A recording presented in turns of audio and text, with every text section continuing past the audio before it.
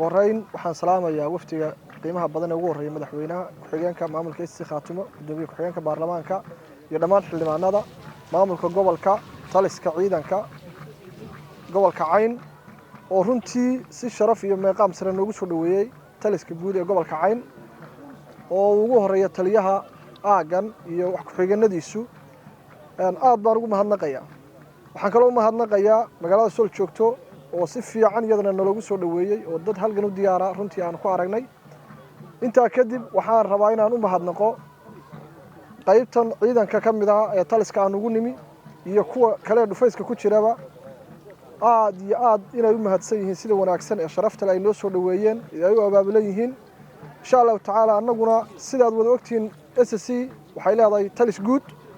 ciidamada taliskaas laga xukumaa si guud isku bedelkooda iyo goobaha ay galayaan iyo difaacooda iyo meelaha waxaan ku sheegay la dhigayo iyo qaabka ay u shaqeynayaan waxay si guud u hoos tagaan taliskaas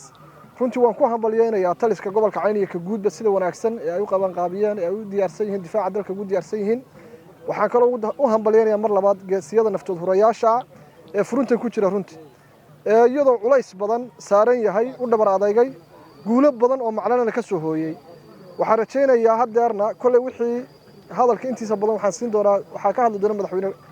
iyo gudoomiyaha hambalyeyn bayaniga gaga agtahay aad iyo aad bay mahadsan yihiin intii naga dhimatay halgankii ilaahay ha u naxariisto inta dhaawacana ilaahay ha u boogadhayo